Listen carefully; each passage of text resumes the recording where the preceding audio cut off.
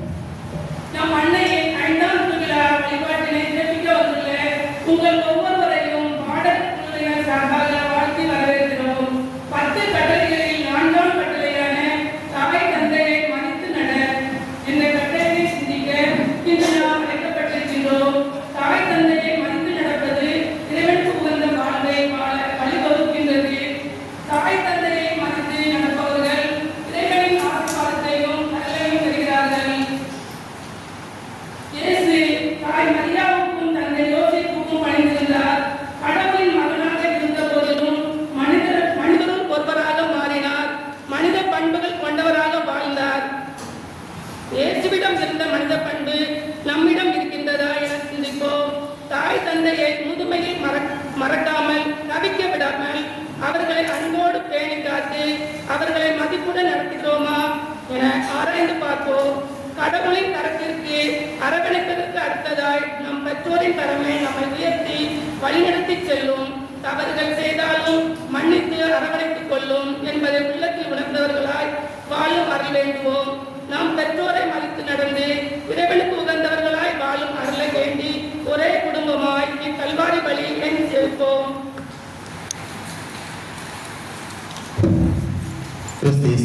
அன்பர்களே, நம்முடைய பாதுகாவலில் புதுமையின் புகலிடம் புனிதலூர் அன்னையினுடைய 5ஆம் திருவிழாவை இன்றைய நாம் சிறப்பிக்கின்றோம். இன்றைய 5ஆம் நவநாளை சிறப்பிக்கின்ற பாடல் குழுவினருக்காக சிறப்பாக நாம் வேண்டிக் கொள்வோம்.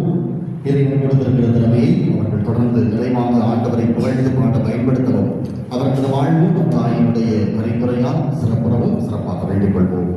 அதோடு இன்றைய நவநாள் 5ஆம் நவநாளை ஒப்புக் கொடுக்கின்ற குடும்பத்தாருக்காக சிறப்பாக வேண்டிக் கொள்வோம். திரு சீலன் குடும்பத்தார், திரு ஜனோரிஸ் குடும்பத்தார், திரு அமன்ராஜ் குடும்பத்தார், திரு ஜோசப் பிரேமா குடும்பத்தார், திரு தேவேரகம் குடும்பத்தார், திருமதி மேரி தேவராஜ் குடும்பத்தார், திரு ஆல்பர்ட் சேவியர் குடும்பத்தார், இவர்களுக்காகவும் இவர்களது கருத்துக்களுக்காகவும் இந்நாள் வரை இறைவன் செய்த அனைத்து நன்மைகளுக்கு நன்றியாகவும் இவர் குடும்பத்தாரில் இன்று பிறந்த நாள் கொண்டாடுகிற 100 ரோஷன் இறைவன் அவர்கள் செய்த நன்மைகளுக்கு நன்றியாகவும் குடும்பத்தில் மகனுக்கு வேலை கிடைக்கவும் மகன் நல்ல முறையில் படிக்கவும் ஞானத்தின் வரையிலும் இந்த குடும்பத்தில் இருக்கின்ற குழந்தைகள் வளரவும் இந்த குடும்பத்தார் செய்கிற தொழிலை வேலையை ஆண்டவர் நிறைவாக ஆசீர்வதித்து குடும்ப சமாதானத்தையும் ஆசீர்வாதத்தையும் நிறைவாக தர வேண்டியும் இந்த வழியானது ஒப்புக் கொடுக்கப்படுகிறது.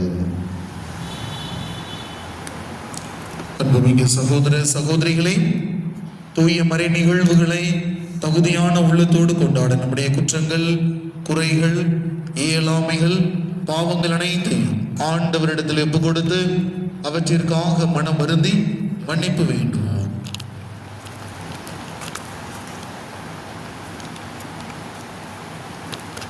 எல்லாம் வல்ல இறைவனிடமும்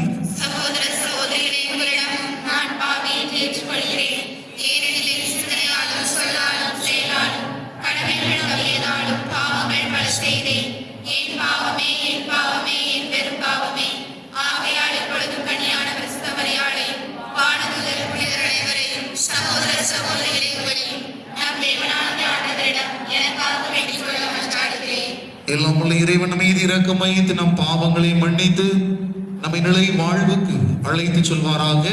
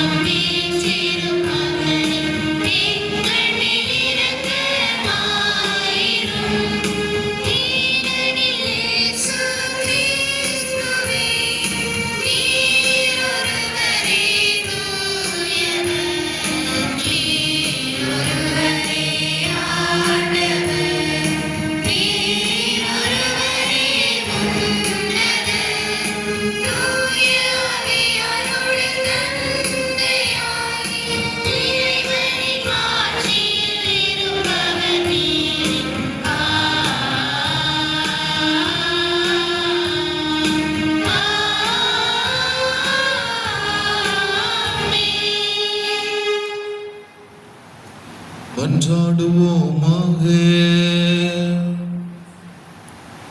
எல்லாம் வல்ல இறைவா, புனிதமிக்க கன்னிமரியாவின் மாட்சிக்கு உரிய நினைவை கொண்டாடும் நாங்கள் உம்மை வேண்டுகின்றோம். இவ்வாறு அவரது பரிந்துரையால் நாங்கள் உமது அருளின் நிறைவில் இருந்து பெற்றுக்கொள்ள தகுதி பெறுவோமாக. உமோடு தூய ஆவியாரின் ஒன்றிப்பில் இறைவனா என்றென்றும் வாழ்ந்து ஆட்சி செய்கின்ற எங்கள் ஆண்டவரும் உம் திருமகனுமாகிய இயேசு கிறிஸ்து வழியாக உம்மை மன்றாடுகின்றோம்.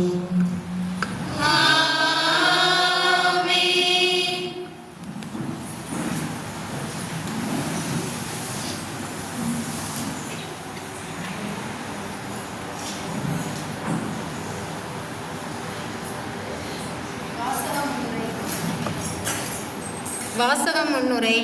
மாறி வரும் நவீன உலகில் பெற்றோரின் சொல்லுக்கு கீழ்ப்படியாத பிள்ளைகளே அதிகம் உள்ளனர்.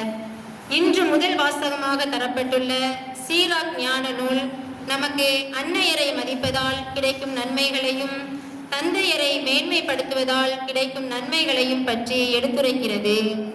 எனவே ஆண்டவரின் ஆசி கிடைக்க, நம் பாவம் கழுவ பெற, நீடூழி வாழ தாய் தந்தையரை மதிப்போம் என்ற உணர்வோடு முதல் வாசகத்திற்கு செவிமடுப்போம். முதல் வாசகம் சீராக்கின் ஞான நூலிலிருந்து வாசகம். அதிகாரம் 3, இறைவார்த்தைகள் 1 முதல் 16 முடிய. குழந்தைகளே, உங்கள் தந்தையாகிய எனக்கு செவி சாயுங்கள், நான் கூறுவதன்படி செயல்படுங்கள், அப்பொழுது காப்பாற்றப்படுவீர்கள். பிள்ளைகளை விட தந்தையரை ஆண்டவர் மிகுதியாக மேன்மைப்படுத்தியுள்ளார். பிள்ளைகள் மீது அன்னையருக்குள்ள உரிமைகளை உறுதிப்படுத்தியுள்ளார். தந்தையரை மதிப்போர் பாவங்களுக்கு கழுவாய் தேடிக்கொள்கின்றனர். அன்னையரை மேன்மைப்படுத்துவோர் செல்வம் திரட்டி வைப்போருக்கு ஒப்பாவர். தந்தையரை மதிப்போருக்கு தங்கள் பிள்ளைகளால் மகிழ்ச்சி கிட்டும், அவர்களுடைய மன்றாட்டு கேட்கப்படும். தந்தையரை மேன்மைப்படுத்துவோர் நீடு வாழ்வர். ஆண்டவருக்கு பணிந்து நடப்போர் தங்கள் அன்னையருக்கு மதிப்பு அளிப்பர். தலைவர்கள் கீழ்ப்பணியாளர்கள் போல் அவர்கள் தங்கள் பெற்றோருக்கு பணி செய்வார்கள். சொல்லாலும் செயலாலும் உங்கள் பெற்றோரை மதியுங்கள், அப்பொழுது உங்களுக்கு ஆண்டவரின் ஆசி கிடைக்கும். தந்தையின் ஆசி பிள்ளைகளின் குடும்பங்களை நிலைநாட்டும். தாயின் சாபம் அவற்றை வேரோடு பெயர் தெரிந்துவிடும். உங்கள் தந்தையரை அவமதிப்பதில் பெருமை கொள்ளாதீர்கள். உங்கள் தந்தையரின் சிறுமை உங்களுக்கு பெருமையாகாது. தந்தை மதிக்கப்பெற்றால் அது பிள்ளைகளுக்கு பெருமை. தாய்க்கு இழிவு ஏற்பட்டால் அது பிள்ளைகளுக்கு சிறுமை. குழந்தாய், உன் தந்தையின் முதுமையில் அவருக்கு உதவு. அவரது வாழ்நாள் எல்லாம் அவர் உள்ளத்தை புண்படுத்தாதே. அவரது அறிவாற்றல் குறைந்தாலும் பொறுமையை கடைபிடி. நீ இளமை மிடுக்கில் இருப்பதால் அவரை இகழாதே.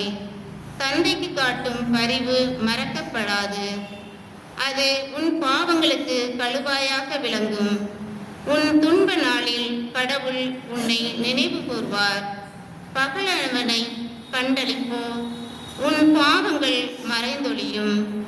தந்தையரை கைவிடுவோர் கடவுளை பழிப்பவர் போலாவர். அன்னையருக்கு சினமூட்டுவோர் ஆண்டவரால் சபிக்கப்படுவர். இது ஆண்டவர் வழங்கும் அருள்வாக்கு.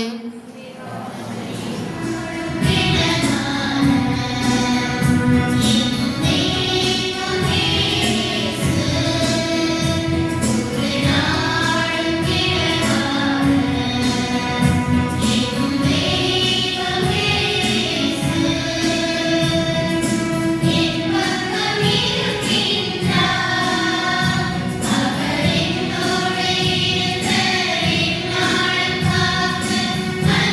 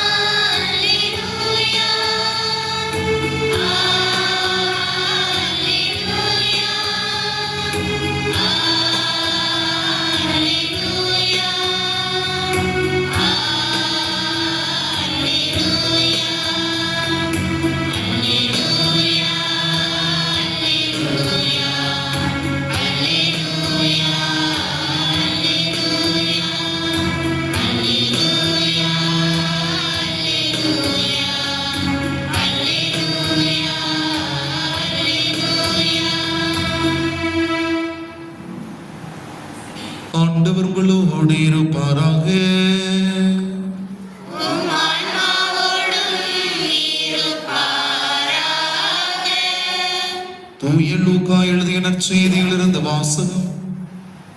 ஆண்டவரின் மாட்சி உமக்கே.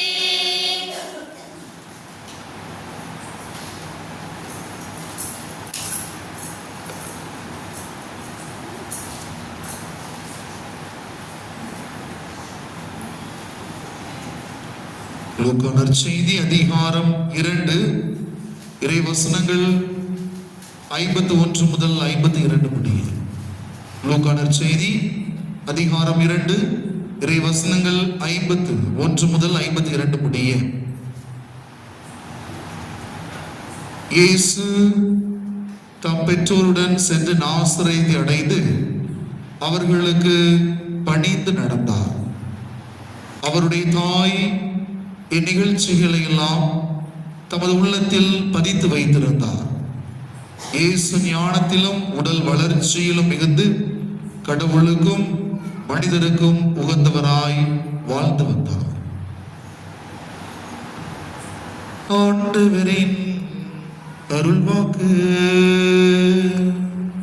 கிறிஸ்துவே உமக்கு புகழ்.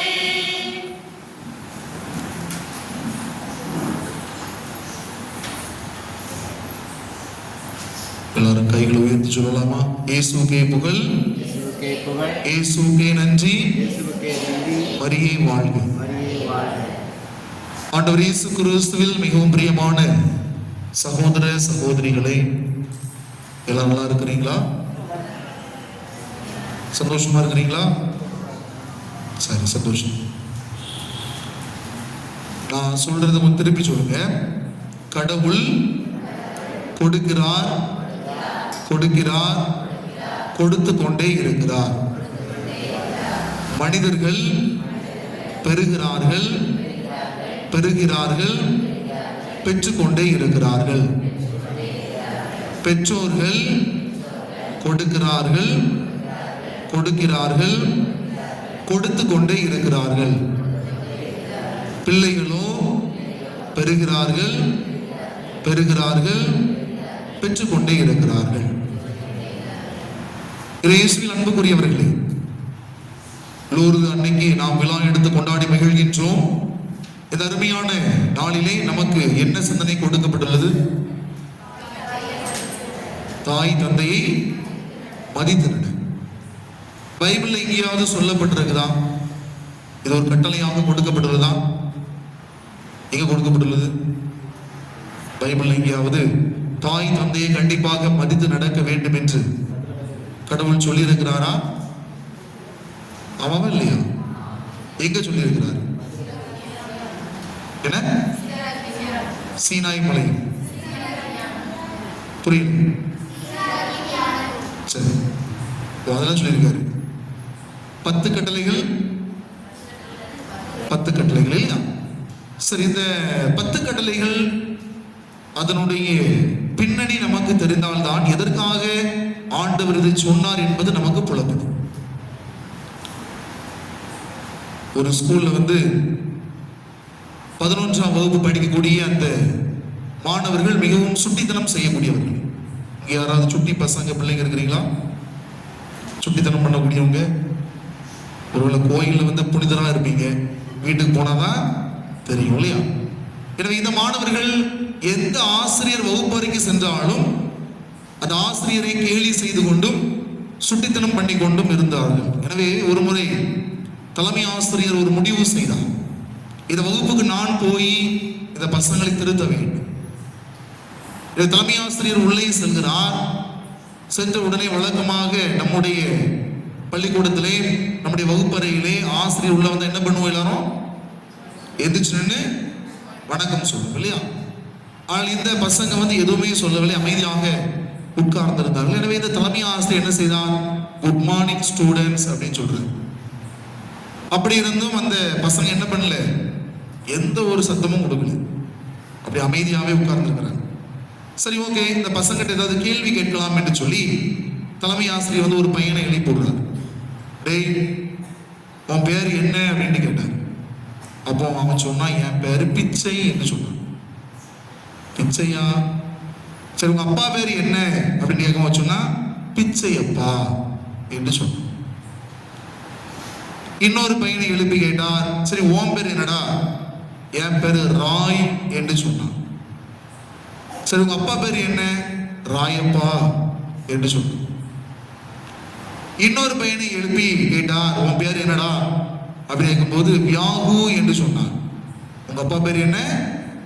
வியாகப்பா என்று சொன்னார். தலைமை ஆசிரியருக்கு தலையும் புரியல, வாழும் புரியல. சரி ஓகே, இன்னொரு பையனை எழுப்பி கேட்கிறாரு, சரிடா இப்ப நீ சொல்லு உங்க அப்பா பேர் என்ன? அப்ப அவன் சொன்ன, எங்க அப்பா பேரு டேவிட் என்று சொன்னான். சரி உன் பேர் என்ன? டேவிட்சன் என்று சொன்னான். இன்னொரு பையனை எழுப்பி, சரி பரவாயில்ல இதெல்லாம் கேட்டு பாப்பேன். இன்னொரு பையனை எழுப்பி, சரி உன் பேர் என்ன? என் பேரு என்ன பேரு? எங்க அப்பா பேர். உங்க அப்பா பேர் என்ன? அப்பா பேர் என்ன? பால் என்று சொன்னான். சரி உன் பேர் என்ன? பால்சன் என்று சொன்னான். இருந்தாலும் தலைமை ஆசிரியர் கொஞ்சம் பொறுமைசாலி. இன்னொரு கடைசி பெஞ்சில் இருந்த ஒரு பையனை எழுப்பி கேட்டாரு, டேய் நீ சொல்லு உங்க தாத்தா பேர் என்ன? எங்க தாத்தா பேர் வீரமணி என்று சொன்னான். வீரமணியா? சரி அருமையான பேரு. சரி உங்க அப்பா பேர் என்ன? வி புள்ளி ரமணி என்று சொன்னான். சரி ஓகேடா உன் பேர் என்ன? வி புள்ளி ர புள்ளி மணி என்று சொன்னான். பிரியமானவர்களே, இந்த காலகட்டத்திலே நம்முடைய பிள்ளைகள் பல்வேறு நேரங்கள் நிறைய சுட்டித்தனம் செய்யக்கூடியவர்கள். எனவே பிள்ளைகளை பெற்றெடுப்பது என்பது எளிதான காரியம் அல்ல. அதே சமயத்தில் வளர்த்தெடுப்பது என்பதும் எளிதான காரியம். எனவே இங்கே எல்லாம் நிறைய பெற்றோர்கள் இருக்கிறீர்கள், பெரியவர்கள், உங்களுக்கு எல்லாமே நிறைய அனுபவம் இருந்திருக்கும். ஆக இந்த பிள்ளைகள் நாம் ஒன்று கேட்டால் அவர்கள் ஒன்று சொல்வார்கள், நாம் ஒரு வேலை சொன்னால் அவங்க அதற்கு எதிர்மாறாக செய்வார்கள். எனவே இந்த காலகட்டத்திலே பிள்ளைகளுடைய வளர்ப்பு என்பது ஒரு சாதாரண ஒன்று அல்ல. நிறைய பேர் சொல்லுவாங்க, பேசாம சாமியாரா போயிருக்கலாம், அல்ல சிஸ்டரா போயிருக்கலாம், இந்த தொழிலாம் இருந்திருக்காது இல்லையா? நிறைய அப்படி நினைக்கலாம். ஆக இன்றைக்கு ஒரு பிள்ளையை பெற்றெடுப்பது, அதனை வளர்ப்பது என்பது ஒரு சாதாரண காரியம் அல்ல. ஆனால் அந்த பிள்ளை கடவுளுடைய கொடை என்று நினைத்து பெற்றோர்கள் வளர்க்கின்ற போது கண்டிப்பாக அந்த பிள்ளையை நல்ல முறையில் வளர்க்க முடியும். இன்னைக்கு எல்லாருமே குழந்தைகளாக இருந்து ஓரளவு பெரியவர்களாக வந்தவர்கள். உங்களுக்கு நிறைய அனுபவங்கள் இருக்கும். நீங்கள் எல்லோருமே அனுபவசாலிகளாக இருப்பீர்கள். பிரியமர்களே, இன்றைய தலைப்பை நாம் சற்று சிந்தித்து பார்ப்போம். விவிலிய பின்னணியோடு நாம் சிந்தித்து பார்ப்போம். தாய் தந்தையை மதித்து நட. சரி, உங்க எல்லாருக்கும் ஒரு சின்ன டெஸ்ட். கையில பேப்பரும் தர போறது இல்லை, சரிங்களா? உன் கண்ணெல்லாம் மூடுங்க, பார்ப்போம். கண்ணெல்லாம் மூடுங்க. ஒரு டெஸ்ட் என்ன? கண்ணை மூடுங்க. கண்ணை முடிச்சு, கண்ணை மூட சொன்னேன். சரி, ஒரு 3 பேருடைய பெயர்களை, உங்களுக்கு பிடித்தமான ஒரு 3 நபர்களை நீங்கள் உங்களுடைய மனக்கண் முன் கொண்டு வர. 3 நபர்கள், சரிங்களா? 3 நபர்கள். அந்த 3 நபர்களில் யாரை முதலில் நீங்கள் வைப்பீர்கள்? யாரை முதலில் வைப்பீர்கள்? யாரை 2வது இடத்தில் வைப்பீர்கள்? யாரை 3வது இடத்தில் வைப்பீர்கள்? எல்லாரும் கண்ணை திறங்க. Test over. டெஸ்ட் முடிச்சு. யாராவது சொல்ல முடியுமா யாரை முதல் இடத்தில் வைத்தீர்கள்? பயப்படாம சொல்லுங்க, ஒன்றும் பிரச்சனை இல்லை. மனைவி மாதிரி கொஞ்சம் உஷாரா இருக்கும். வேற ஆள் பேர் யாரையும் சொல்லிடக்கூடாது. இல்லை கணவர் முன்னாடி இருந்தாங்கன்னா வீட்டுக்கு போய் அடி விடும் இல்லையா? சரி, யாராவது சொல்லுங்க. முதலில் யாரை உங்களுடைய வாழ்க்கையிலே வைப்பீர்கள்? யார் சொன்னது? அப்பா. சரி, சந்தோஷம். வேற? 2வது அம்மா. இல்லையா? அம்மா இல்லையா? அம்மாவா இல்லையா? அம்மா. 3வது யாரு? பையன். சரி, வேற யாராவது வித்தியாசமான ஆன்சர் யாராவது சொல்லுங்க பார்ப்போம். முதல்ல யார் வைப்பீங்க உடைய வாழ்க்கையில? என்னையா? முன்னாடி கேமராமேன் சொல்லுங்க. சொல்லுங்க, ஒன்றும் பிரச்சனை இல்லை. வித்தியாசமான ஆன்சர் சொல்லுங்க. முதல்ல யாரு? ஆண்டவர், கடவுள். சரி, படைத்த கடவுள். 2வது அப்பா அம்மா. 3வது யாரு? கணவரா? சரி, சந்தோஷம். 3ஆம் இடத்துல இல்லையா? சரி, ரைட். வேற ஏதாவது வித்தியாசமான ஆன்சர்? வேற யாருக்காவது? முதல்ல செல்போன், 2வது பைக்கு, அப்படி ஏதாவது இருக்குதா? சரி, சந்தோஷம். பிரியமானவர்களே, நீங்கள் எல்லோருமே மிக அருமையாக பதிலை சொன்னீர்கள். எல்லாருக்கும் 100க்கு 100 மதிப்பெண். ஆனால் கொஞ்சம் இதை சிரித்து பார்க்க வேண்டும். எத்தனை பேர் சொன்னீங்க கடவுள்னு சொல்லிட்டு? கடவுள். ஆனால் கடவுளுக்கு நாம் முதலிடம் கொடுக்குறோமா கொஞ்சம் யோசித்து பார்ப்போம். இன்னும் ஒரு சில பேர் அப்பா சொன்னீங்க, அம்மா சொன்னீங்க, பெற்றோர்கள் சொன்னீங்க.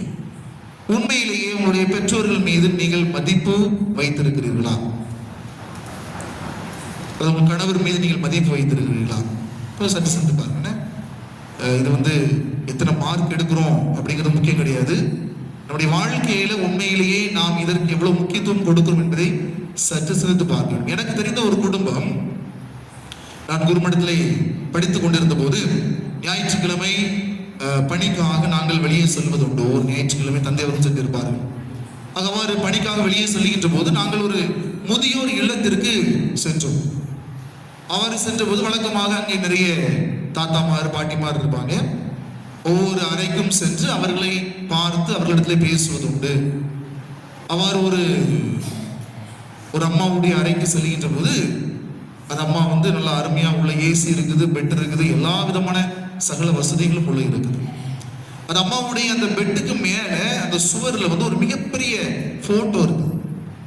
அந்த போட்டோல ஏறக்குறைய ஒரு 20-25 பேர் நின்று போஸ் கொடுக்குறாங்க. சரியா, ஒரு பெரிய போட்டோ. ஆனா அந்த அம்மாவுடைய முகத்துல சோகம். அதுல அந்த அம்மாட்ட கேட்டேன். அந்த அம்மாவுக்கு கன்னடா மொழி நல்லா தெரியும். ஆனா அவர் பேசுவது கொஞ்சம் புரியறதுனால, என்னம்மா ஏன் ரொம்ப சோகமா இருக்கிறீங்க? பின்னாடி பார்த்து இவ்வளவு பெரிய போட்டோ இருக்குது, இத்தனை பேர் இருக்கிறாங்க, இவ்வளவு சொந்த பந்தங்கள் இருந்து நீங்க இப்படி சோகமா இருக்கிறீங்களா அப்படின்னு கேட்கும்போது அந்த அம்மா அவருடைய வாழ்க்கையை சொல்ல ஆரம்பித்தார். பிரியமானவர்களே, அப்போதான் சொன்ன அவருக்கு 4 மகன்கள். 4 மகன்களும் நல்ல வசதியுடையவர்கள். அதுல 2 மகன்கள் பெங்களூர்ல இருக்கிறாங்க, இன்னும் 2 மகன்கள் மைசூரில் வசித்து வருகிறார்கள். எனவே இந்த அம்மா அந்த பையன்களை நல்லா படிக்க வைக்கிறாங்க. நல்லதொரு வேலை, இறுதியாக நல்லதொரு திருமணம் முடித்து பேர குழந்தைகள் என்று சொல்லி அந்த குடும்பமே மிகவும் மகிழ்ச்சியாக இருக்கிறது. இந்த அம்மாவுடைய கணவர் இறந்து போகிறார். இறந்து போன உடனே தாயாருக்கு என்ன செய்வது என்று தெரியவில்லை. எந்த மகனுடைய வீட்டில் போய் இருப்பது? அப்போது மகனிடத்திலே கேட்கின்ற போது 4 மகன்களும் ஒன்று கூடி அவர்கள் விவாதம் செய்கிறார்கள். அம்மாவை யார் பார்த்துக் கொள்வது என்று சொல்லி 4 மகன்களும் இறுதியாக ஒரு முடிவுக்கு வருகிறார்கள். ஒரு மாதத்தில் எத்தனை வாரங்கள்? ஒரு மாசத்துல எத்தனை வாரம்? 4 வாரம். இதை மூத்த மகன் சொன்னான், முதல் வாரம் அம்மா என்னோடு இருக்கு. 2வது மகன் 2வது வாரம், 3வது 4வது. 4 வாரங்கள் முடிஞ்சு போச்சா? சரி, அம்மாவுக்கு பிரச்சனை. அது எப்போது பிரச்சனை வருகிறது? பல மாதங்கள் கடந்து விடுகிறது. ஆனால் அந்த கடைசி மகன், அந்த மைசூர்ல இருக்கக்கூடிய அந்த மகன் ஒரு விபத்திலே இறந்து போய் விடுகிறார். இப்போது 4வது வாரம் எங்கே போய் இருப்பது?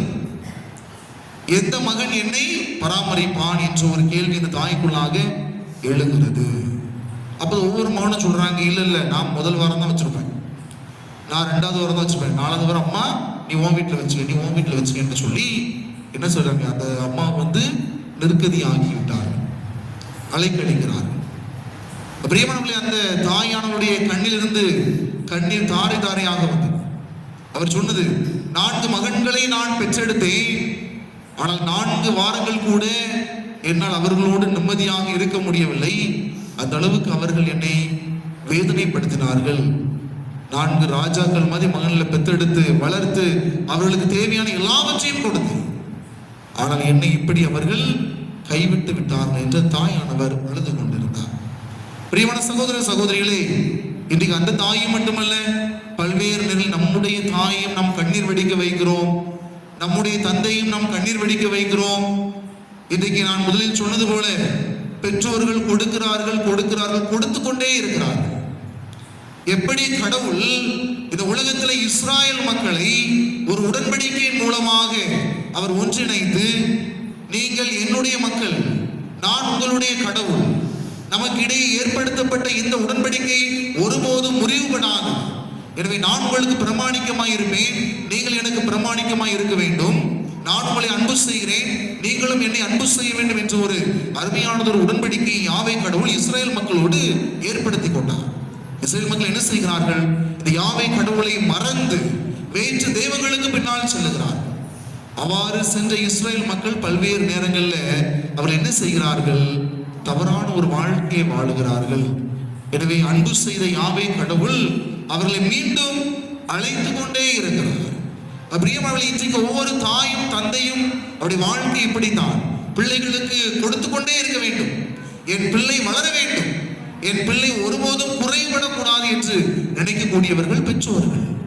அப்படிப்பட்ட பெற்றோர்களுக்கு இன்றைக்கு பிள்ளைகளாகிய நாம் எப்படி மதிப்பு கொடுக்கிறோம்? கொஞ்சம் சிந்தித்து பார். இன்னைக்கு பிள்ளைகளே, நீங்கள் உங்களுடைய பெற்றோரிடத்திலிருந்து என்ன எதிர்பார்க்கிறீர்கள்?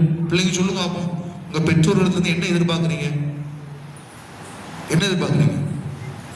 சரி, எத்தனை பேர் இங்கிலீஷ் மீடியம் ஸ்கூல்ல படிக்கிறீங்க? கைதுங்க. எத்தனை பேர் இங்கிலீஷ் மீடியம் ஸ்கூல்ல படிக்கிறீங்க? சும்மா பயப்படாம கைதுங்க. ஏறக்குறைய நிறைய பேர் படிக்கிறீங்க இல்லையா? சரி, ஒரு வருஷத்துக்கு உங்க அப்பா அம்மா உங்களுக்கு எவ்வளவு செலவு பண்ணுவான்னு நினைக்கிறீங்க? ஃபீஸ் மட்டும் எவ்வளவு இருக்கும்? ஒரு 1 லட்சம்.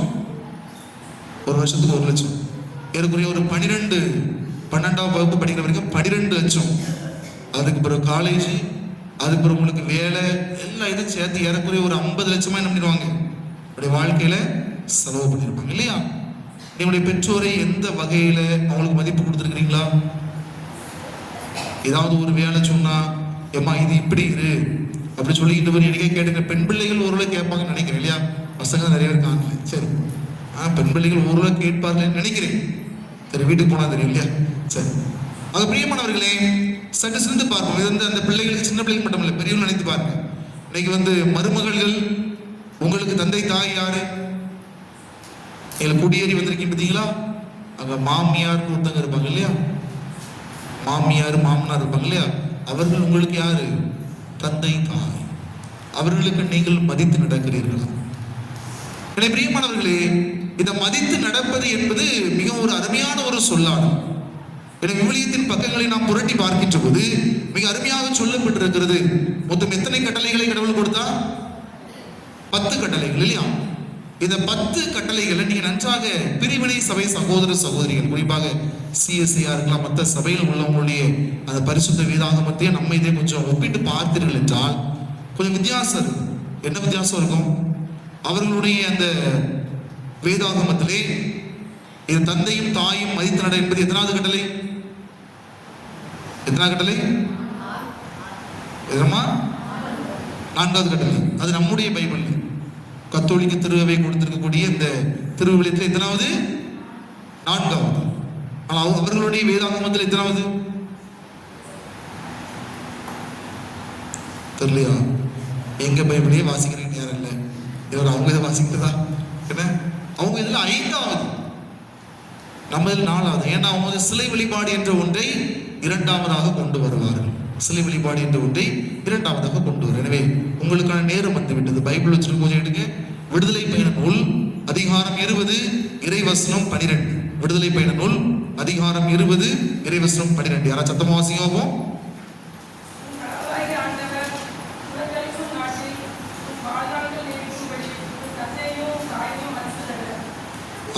ஒரு டைம் வாசிருங்க.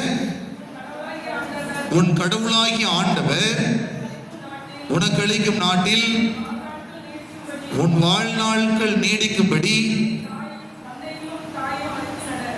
பிரியமானவர்களே, இன்னைக்கு எல்லாருமே பல்லாண்டு காலம் வாழ வேண்டும் என்று ஆசைப்படுது. யாரெல்லாம் 100 வருஷம் வாழணும்னு ஆசைப்படுறீங்க? இதுக்கோ யாரெல்லாம் 100 வருஷம் வாழணும்னு ஆசைப்படுறீங்க? சரி, ஒரு 80 70 ஆண்டோட கையில தான் இருக்குது. உங்களுக்கு ஒரு ஆசை இருக்கணும்ல. 100 வயசு ரைட்டு. அப்ப 101 வயசு ஆண்டவர் கொடுப்பாரு. வேற ஒரு 70 80 அதுக்கு ஆசை இல்லையா? ஆசையப்படணும்ல. சரியா? சரி, ஓகே. அப்ப நீடூழி வாழ்க, பல்லாண்டு காலம் வாழ்க. எப்படி வாழ்வது? இன்னைக்கு நிறைய பேர் என்ன பண்றாங்க? நான் நஞ்சா இருக்க வேண்டும் என்று சொல்லி ஒரு சில பேர் ஜிம்முக்கு போறாங்க. ஒரு சில பேர் முகத்துல என்ன பண்றாங்க? கண்ட கிரீம் எல்லாம் போட்டு முகம் பளபளவென்று இருக்க வேண்டும். அப்போதும் எல்லாரும் என்ன பார்ப்பாங்க. எனவே முகத்துக்கு, இந்த சருமத்திற்கு அழகு என்னது? என்ன சோப்பு சொல்லுவாங்க? என்ன சோப்பு? அவாம் சோப்பா? சருமத்திற்கு வலிமை என்ன சோப்பு? பியர் சோபா என்னது சாந்தூர். சரி, ஓகே, வாயில் நுழையாத பேர். சரி, அதே போல உடலுக்கு ரொம்ப ஹெல்த்தியா என்ன சாப்பிடுவீங்க? ஃப்ரூட்ஸ் வேற, நட்ஸு, டேட்ஸு. சரி, ஓகே. பாருங்க, அப்போ வந்து என்னுடைய உடல் ஆரோக்கியமா இருக்க வேண்டும். தினம் உடற்பயிற்சி செய்கிறோம், உடல் ஆரோக்கியமா இருக்க வேண்டும். பிரியமானவர்களே, இங்கே சொல்லப்பட்டிருக்கிறது உன்னுடைய உடல் ஆரோக்கியமா இருக்க வேண்டும் என்றால் நீ நட்ஸை சாப்பிடு, டேட்ஸை சாப்பிடு, எல்லாத்தையும் சாப்பிடு, சந்தோஷம். ஆனால் நீ நீடூழி காலம் வாழ வேண்டும் என்றால் அதற்கு கடவுள் கொடுக்கக்கூடிய ஒரே ஒரு தாரக மந்திரம். 10 கட்டளைகள் இருக்கிறது. நீ 10 கட்டளைகளை கடைபிடிக்கிறீ இல்லையோ, அதுல ஒரே ஒரு கட்டளையை நீ கடைபிடித்தால் நீ நீடூழி வாழ்வாய். என்ன கட்டளை அது?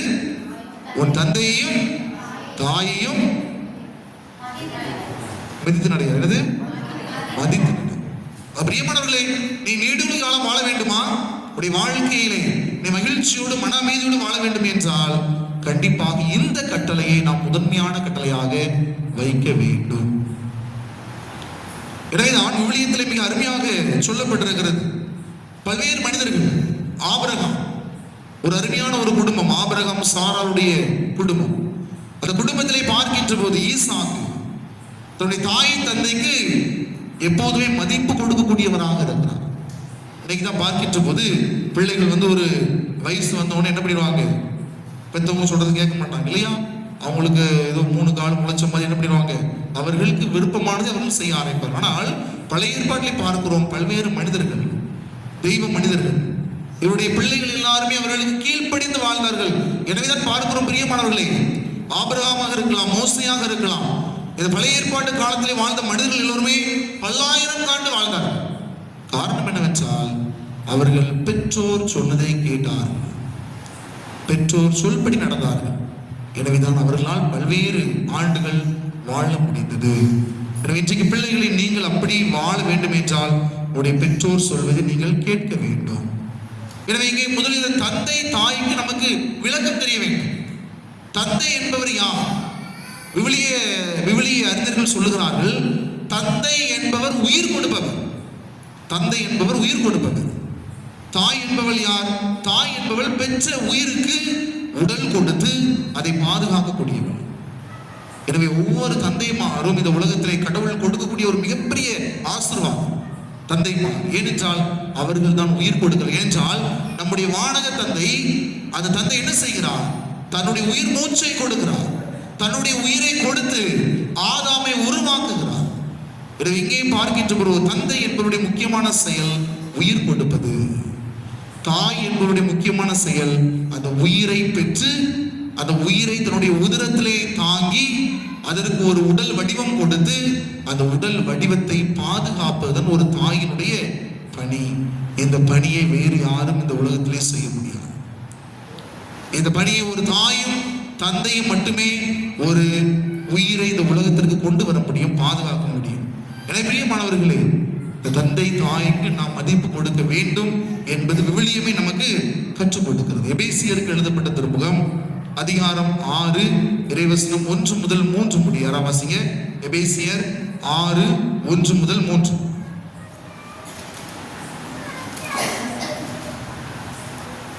பிள்ளைகளே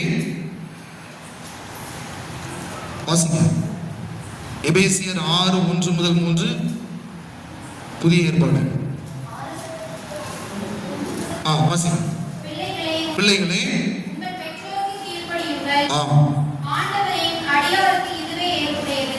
ஆண்டவரின் அடியாருக்கு இதுதான் ஏற்புடையது. 2வது வசனம்,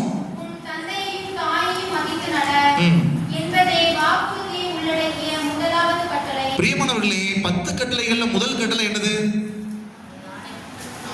நானே என்னை தவிர. சரியா? ஆனா இங்க என்ன சொல்லப்பட்டிருக்கிறது? உன் தந்தையும் தாயும் மதித்து நட என்பதை வாக்குறுதியை உள்ளடக்கிய முதலாவது கட்டளை. எனவே கடவுள் கொடுத்த வாக்குறுதி என்ன? உடைய தந்தை தாய் தான் முக்கியம், அவர்கள் தான் மறு கடவுள், அவர்களைத்தான் நீ கடவுளாக வணங்க வேண்டும். எனவே அவர்களை நீ வணங்குவதுதான், அவர்களுக்கு மதிப்பு கொடுப்பதுதான் என்னது? முதலாவது கட்டளையாக இருக்கிறது. 3வது வசனம், இதனால் நீ நலம் பெறுவாய், மண்ணுலகில் நீடூழி வாழ்வாய். எந்த ஒரு தாயா தந்தையா தன்னுடைய பிள்ளையை நாசமா போக சொல்லுவாங்க? இல்ல. பிள்ளை எவ்வளவு தவறு செய்தாலும் சரி, அந்த பிள்ளையை சீராட்டி தாளாட்டி அந்த பிள்ளை தாயினுடைய தந்தையினுடைய மார்பிலை கொத்தினாலும் சரி, அவர்கள் அந்த பிள்ளைகளை ஏற்றுக்கொள்ள சொன்னேன். பெற்றோர்கள் கொடுக்கிறார்கள், கொடுத்து கொண்டே இருக்கிறார்கள். பிள்ளைகள் வாழ்வு பெறும் பொருட்டு அவர்கள் கொடுத்து கொண்டே இருக்கிறார்கள். என் பிள்ளை வாழ வேண்டும், என் பிள்ளை நன்றாக இருக்க வேண்டும். ஒருவேளை நான் கஷ்டப்பட்டாலும் பரவாயில்லை, என்னுடைய பிள்ளை நல்லா இருக்கும். இதுதான் ஒவ்வொரு தாயினுடைய தந்தையினுடைய ஏக்கமாக ஸ்பரிசமாக இருப்பதை பார்த்தோம். பிரியமானவர்களே, இந்த தாயை தந்தை இன்றைக்கு நாம் எந்த அளவுக்கு ஏற்றுக்கொள்கிறோம், அவளை மதிக்கிறோம் என்பதை சற்று சிந்தித்து பார்ப்போம். தொடர்ந்து நாம் பார்க்கின்ற போது லேவியர் புத்தகம் அதிகாரம் 19 இறைவசனம் 3, அவ்வாறு தாய்க்கு தந்தைக்கு மதிப்பு கொடுக்க வேண்டும் என்றால் நாம் என்ன செய்ய வேண்டும்? அதையும் மிக அருமையாக சொல்லப்பட்டிருக்கிறது. லேவியர் புத்தகம் அதிகாரம் 19 இறைவசனம் 3, 19:3.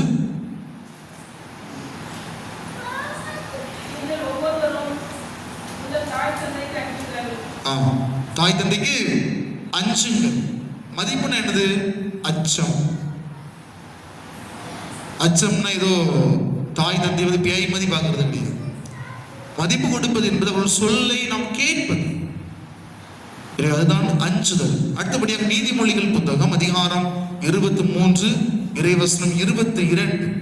தாய் தந்தையை மதிப்பவர்கள் என்ன செய்யணுமா? வாசிங்க. பெற்ற தந்தைக்கு என்னைக்கா செவி கொடுத்துருக்கீங்களா? என்னைக்கு உங்க அம்மா அப்பா சொல்றது கேட்டிருக்கீங்களா? ஏமா இதை செய்யுமா அப்படின்னா, உனக்கு ஒரு வேலை இல்லை, அதெல்லாம் செய்ய முடியாது. செவி கொடுப்பது ஒரு தந்தையை மதிப்பது. பிரியமானவர்களே, இயேசுடைய காலத்திலே இந்த பரிசேயர்கள் சதுசேயர்கள் என்ன செய்கிறார்கள்? செவி கொடுக்கவில்லை. இயேசுடைய போதனைக்கு அவர்கள் செவி கொடுக்கவில்லை. இன்னைக்கு ஒவ்வொரு தாயும் தந்தையினுடைய குடும்பத்திலே என் குடும்பம் நன்றாக இருக்க வேண்டும், என் பிள்ளை நன்றாக இருக்க வேண்டும் என்று சொல்லி பல்வேறு காரியங்களை அறிவுரைகளை சொல்லுகின்ற போது உங்களுக்கு எப்படி இருக்கும்? அது கசப்பு. உண்மையை கேட்கின்ற போது அது கசக்கத்தான் செய்யும். பின்னர் தான் என்ன ஆகும்? அது இணைக்கும். பல்வேறு நேரங்களில் அறிவுரைகளை சொல்லுகின்ற போது அதை கேட்க வேண்டும், செவி கொடுக்க வேண்டும். அவ்வாறு செவி கொடுக்கின்ற போது நீங்கள் பெற்றோருக்கு மதிப்பு அளிக்கிறீர்கள். அடுத்தபடியாக தாயை பற்றி என்ன சொல்லப்பட்டிருக்கிறது? நீதிமொழிகள் புத்தகம் 23, 22. தாய் எப்படி வச்சிருக்கணுமா? பெற்ற தந்தைக்கு செவி கொடு. உன் தாய் முதுமை அடையும் போது இழிவாக எண்ணாதே. பிரியமானவர்களே, தாய் எப்படி வச்சிருக்கிறோம்? இன்னைக்கு ஒவ்வொருத்தரும் கொஞ்சம் செஞ்சு பார்ப்போம். இன்னைக்கு இந்த பல்வேறு நேரங்களில் கத்தோலிக்கர்களாகிய நாம் இன்னைக்கு நிறைய நேர்ச்சைகளை செலுத்துகிறோம், கடவுளுக்கு நிறைய நேர்ச்சைகளை செலுத்துகிறோம். நிறைய பேர் இந்துக்கள்லாம் என்ன பண்ணுவாங்க? பாலாபிஷேகம் நிறைய இதெல்லாம் பண்ணுவாங்க. ஆனா அப்பா அம்மா எங்க கிடப்பாங்க? முதியோர் இடத்துல அல்லது ரோட்டு ஓரத்துல. அவங்களுக்கு ஒரு ரூபாய் சோறு கொடுக்க மாட்டோம். ஆனா அவங்க இறந்த பிறகு இந்த அடக்கப்பட்டி இவ்வளவு ரேட்டுக்கு வாங்கணும், இவ்வளவு பூ போடணும், வெடி போடணும், பேர பேத்திகள்லாம் சுத்தி நிற்கணும். பாருங்க, பல்வேறு நேரங்கள்ல தந்தை தாய் இந்த உலகத்தில் இருக்கும் போது நாம் கண்டுகொள்ளாமல் ஒருவேளை நாம் இறந்த பிறகு கண்டுகொண்டோம் என்றால் நம்முடைய விண்ணக தந்தையும் நம்மை கண்டுகொள்ள மாட்டான். இந்த உலகத்தில் அவர்கள் வாழ்கின்ற போதே அவர்களுக்கு அஞ்சுவோம். தாய் தந்தை எனக்கு நல்லது செய்ய முடியும் என்பதை நாம் நினைக்க வேண்டும். அடுத்தபடியாக நாம் செவி கொடுக்க வேண்டும். அவர்கள் சொல்லக்கூடிய வார்த்தை எல்லாம் கடவுள் சொல்லக்கூடியது. அடுத்தபடியாக நாம் அவர்களை எளிமையாக ஒரு காலமும் என்னவே, ஒருவேளை நாம் நன்றாய் உடை உடுத்த வேண்டும் என்பதற்காக அவர்கள் ஒருவேளை கிழிஞ்ச டிரெஸ் கூட போடுறாங்க.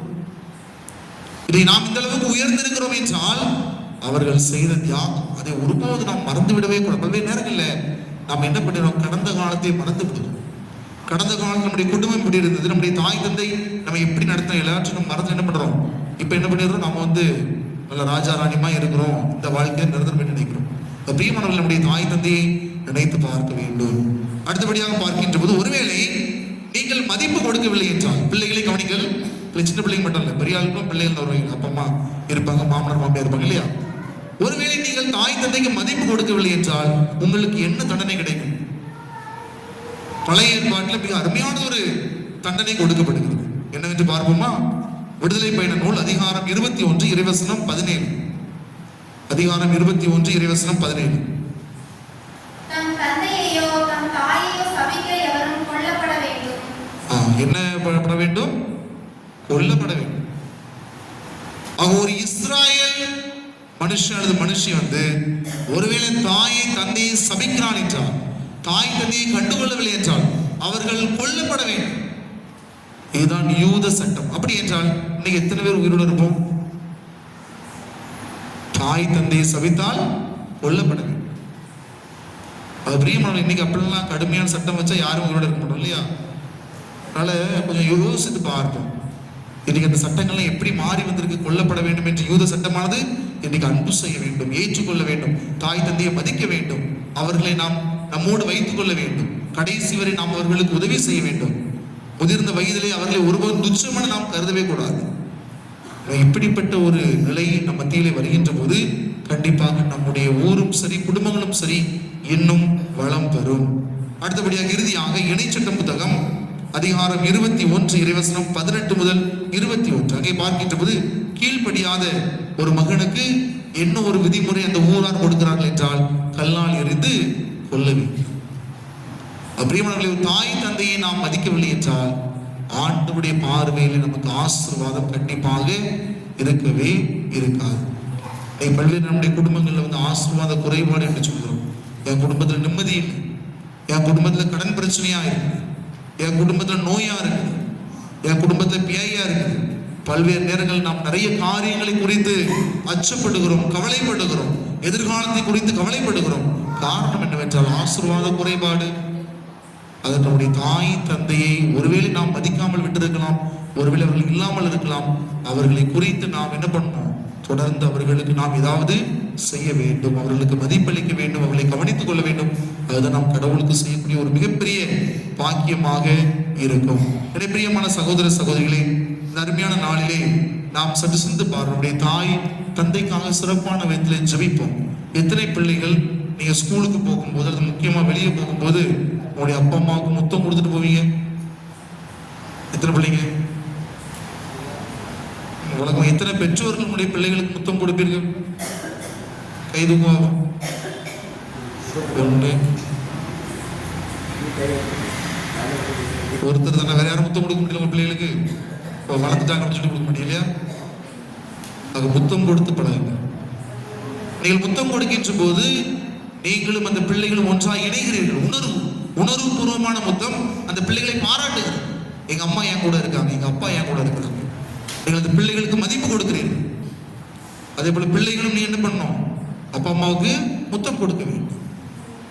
வேற எதுவும் நினைச்சிட்டு கூடாது. அப்பா அம்மாவுக்கு முத்தம் கொடுக்க வேண்டும். அந்த முத்தம் அன்பின் முத்தம்.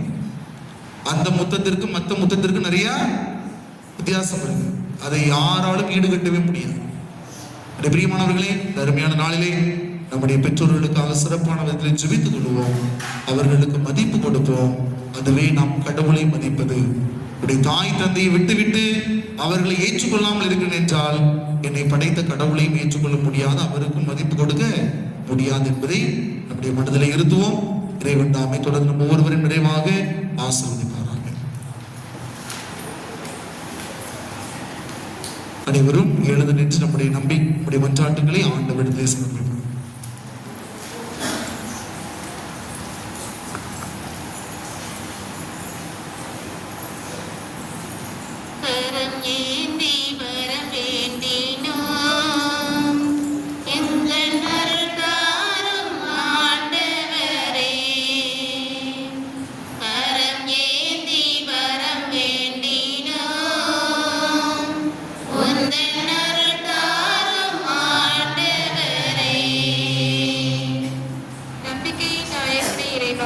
திருச்சபையை வழிநடத்தும் ஆயர்கள், குருக்கள் மற்றும் புறவரத்தார் அனைவரும் இறை வார்த்தையை நினைத்து சான்று பகர்வர்களாக வாழவும், நல்ல உடல் உள்ள ஆன்ம நலன்களை அளித்து விசுவாசத்தில் ஒன்றிணைக்க செய்தள்ள வேண்டும் என்று உம்மை மன்றாடுகிறோம்.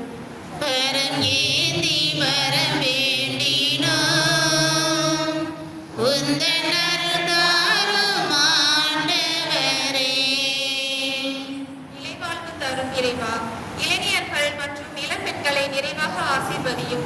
மண்ணுலகம் சார்ந்த பாவம் நாட்டங்களை விட்டு விலகி விண்ணுலகம் சார்ந்த நாட்டங்களில் கவனத்தை செலுத்த உம் இறைப்பணியை ஆற்ற நல்ல ஆசீர்வாதத்தையும் துடிப்பையும் கொடுத்து ஆசீர்வதித்திட வேண்டும் என்று உம்மை மன்றாடுகிறோம். கரம் ஏந்தி வர வேண்டினோம் உந்தன் அருள் தாரும் ஆண்டவரே. அன்பே உருவான இறைவா, நற்செய்தியை உலகெங்கும் எடுத்துரைக்க திருத்தூதர்களை ஏற்படுத்தினீர்.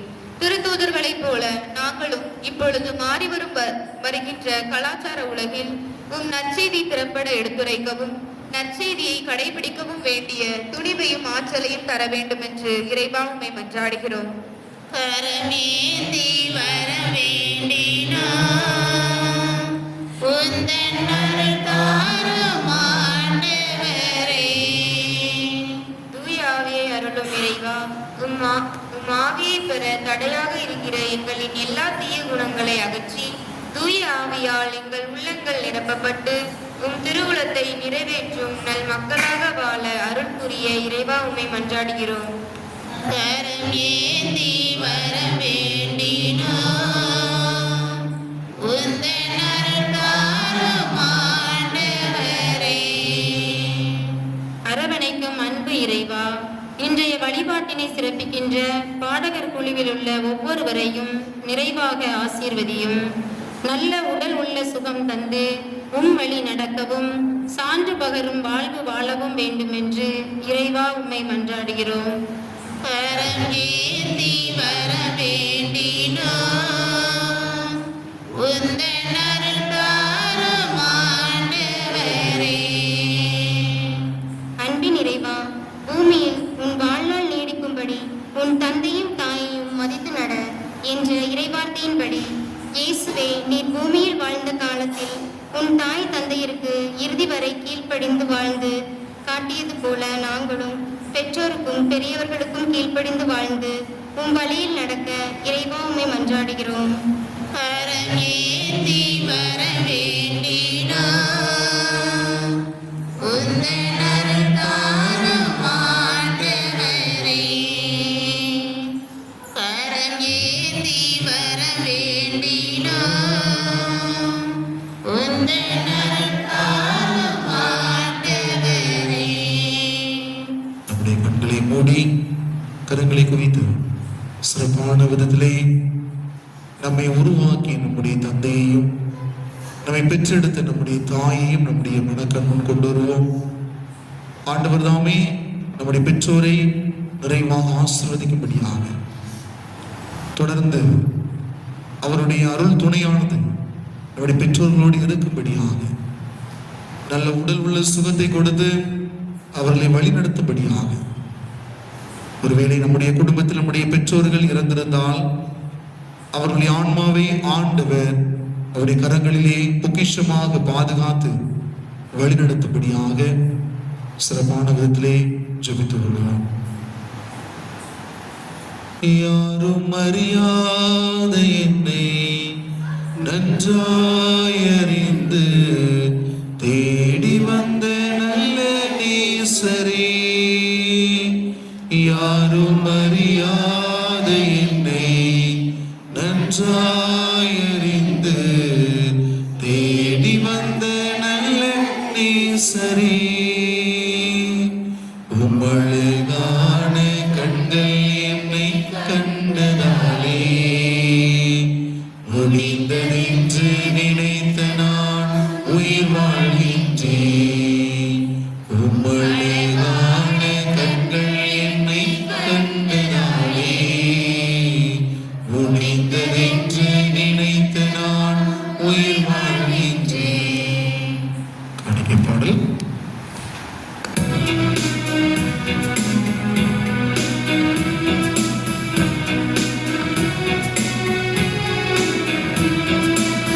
காணிக்கை தர நான் வருகின்றேன் உன் கரங்களில் என்னை தருகின்றேன். காணிக்கை தர நான் வருகின்றேன்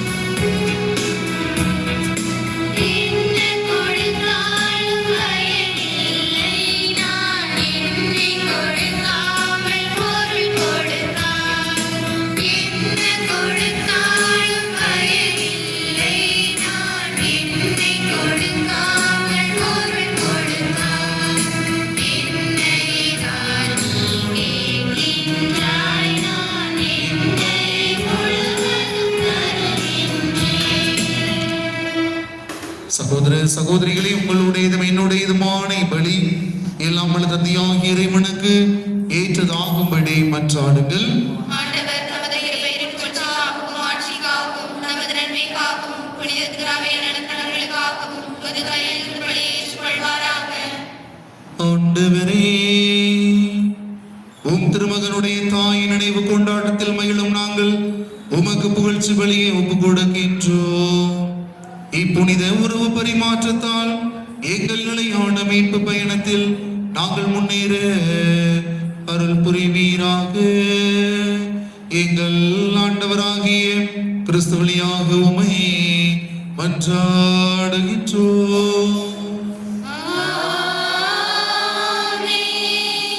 ஆண்டவர் உங்களோடு இருப்பாராக.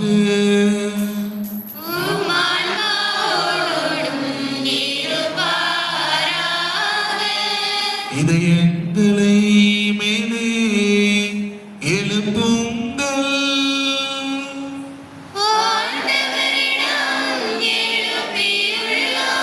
நம் இறைவனாகிய ஆண்டவருக்கு நன்றி கூறுவோம்.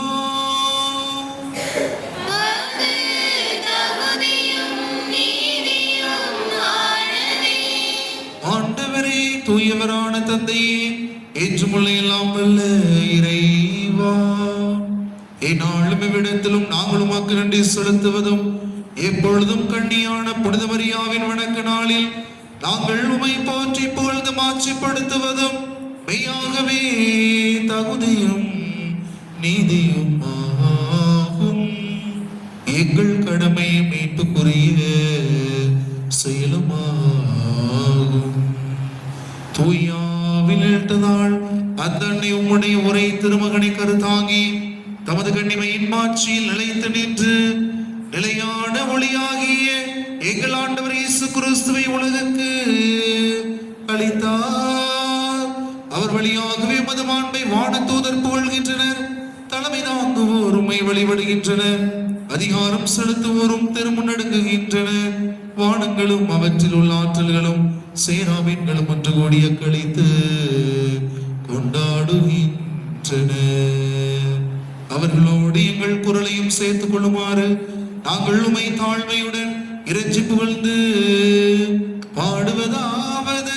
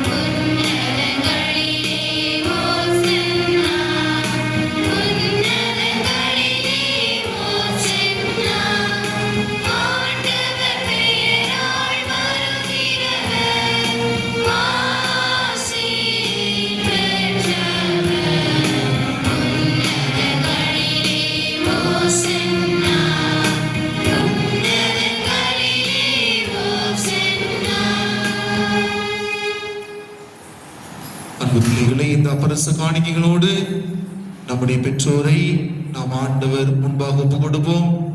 ஆண்டவர் தாமே அவர்களை கரப்பிடித்து காத்து வழிநடத்தும்படியாக நமக்கு அவர்கள் செய்த தியாகங்களை இன்னும் நாம் நினைத்து பார்த்து அவர்களுக்கு மதிப்பளித்து அவர்களை ஏற்றுக்கொண்டு நம்முடைய வாழ்க்கையிலே அவர்களை இன்னும் உயர்த்தி பிடிக்கும்படியான வல்லமை ஆண்டவரத்தை கேட்கும் என்றானோம்.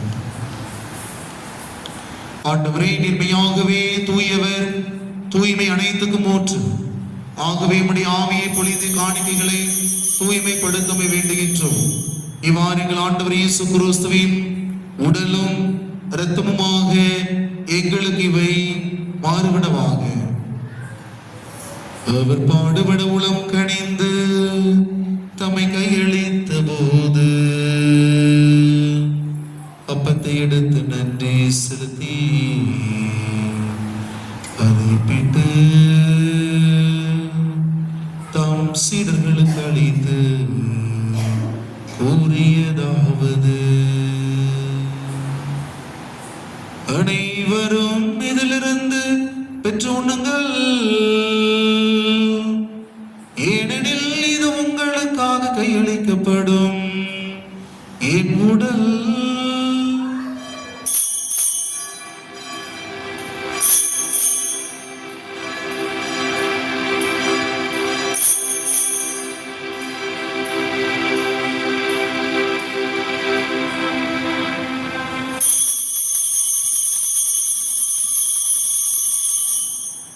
அவனமே இரவிருந்து அருந்திய பின் கிண்ணத்தை எடுத்து மீண்டும் உமக்கு நன்றி கூறி தாம் சீடர்களுக்கு அழைத்து அவர் கூறியதாவது, அனைவரும் இதிலிருந்து பெற்று பருகுங்கள், ஏனெனில் இது புதிய நிலையான உடன்படிக்கை கூறிய என் இரத்தத்தின் கிண்ணம். இது பாவ மன்னிப்புக்கென்று உங்களுக்காகவும் பலருக்காகவும் சிந்தப்படும். இதை என் நினைவாக செய்யுங்கள்.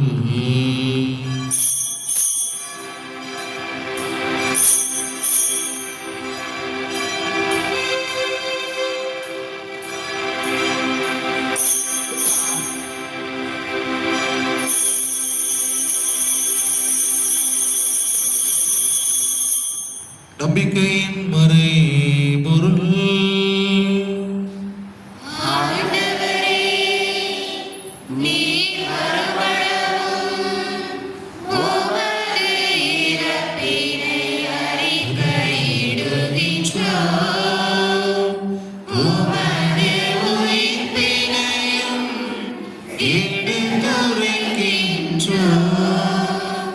ஆகவே ஆண்டவரே, நாங்கள் கிறிஸ்துவின் இறப்பினையும் உயிர்ப்பினையும் நினைவு கூர்ந்து வாழ்வு தரும் அப்பத்தையும் மீட்பளிக்கும் கிண்ணத்தையும் உமக்கு ஒப்புக் கொடுக்கின்றோம். உம் திருமணின்று உமக்கு ஊழியம் புரிய தகுந்தவர்களை நீங்கள் ஏற்றுக்கொண்டீர். எனவே உமக்கு நன்றி செலுத்துகின்றோம். மேலும் கிறிஸ்துவின் உடலிலும் இரத்தத்திலும் பங்கு கொள்ளும் எங்களை தூய் ஆவியர் ஒன்று சேர்க்க வேண்டுமென உமை தாழ்மையுடன் மன்றாடுகின்றோம். ஆண்டவரே, உலகெங்கும் பரவி இருக்கும் அது திரு அவையை நினைவு கூர்ந்தரடும். எங்கள் ஆய ஸ்டீஃபன் எல்லா திருநிலையினராய் அனைவரோடும் சிறப்பாக இன்றைய 5ஆம் நவநாளை சிறப்பித்துக் கொண்டிருக்கிற பாடகர் குழுவினரையும் இன்றைய நவநாளை ஒப்புக் கொடுக்கின்ற குடும்பத்தார் ஒவ்வொருவரையும், திரு சீலன் குடும்பத்தார், திரு ஜனோரிஸ் குடும்பத்தார், திரு அமல்ராஜ் குடும்பத்தார், திரு ஜோசப் பிரேமா குடும்பத்தார், திரு தேவரக்கம் குடும்பத்தார், திருமதி மேரி தேவராஜ் குடும்பத்தார், திரு ஆல்பர்ட் சேவியர் குடும்பத்தார், இவர்கள் அனைவரையும் நிறைவாக ஆசிர்வதித்து உம்முடைய அருளும் இரக்கமும் எங்கள் தாய் லூர்து அன்னையினுடைய பரிந்துரையும் நிறைவாக கிடைக்க செய்திரலும். இதுவும் திருமுன்னால் கூடியிருக்கின்ற எங்கள் ஒவ்வொருவரையும் நீர் ஆசிர்வதித்திரலும். எங்கள் அனைவரோடும் உமது திரு அவை அன்பில் நிறைவு பெறச் செய்திரலும். மேலும் உயிர்த்தெழுவது நோக்கணத்தில் கொள்ளும் எங்கள் சகோதர சகோதரிகளையும் எங்கள் குடும்பங்களில் இறந்த எங்கள் அன்பிற்குரியவர்களையும் சிறப்பாக எங்கள் தாய் தகப்பன் மேலும் எங்கள் குடும்பத்தில் இறந்த எங்கள் உறவுகளையும் யார் நினையாத ஆன்மாக்களையும் இறந்தோர் அனைவரையும் இரக்கத்துடன் நினைவு கூர்ந்து உம் திருமுக ஒளியில் ஏற்றரலும். எங்கள் அனைவர் மீதும் இரக்கமாயிரும். கடவுளின் கன்னித்தாயான மாட்சிமிக்க மரியாள், அவருடைய கணவரான புனித வளனார், புனித திருத்தூதர்கள், ஏவுலகிலும் உகந்தவராய் இருந்தோர் ஆகிய புனிதர் அனைவருடனும் நாங்கள் நிலை வாழ்வில் பங்கு கொள்ளும் தகுதி பெற்று உம் திருமகன் இயேசு கிறிஸ்து வழியாக உம்மை புகழ்ந்தேத்தும் வரம் அருள உம்மை மன்றாடுகிறோம்.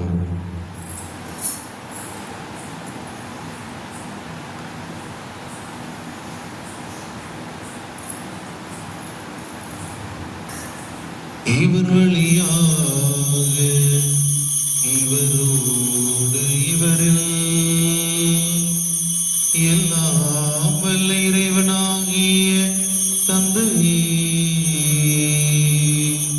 தூய ஆவியாரின் ஒன்றிப்பில் எல்லா புகழும் ஆட்சியும் என்றென்றும் உமக்கு உரியதே.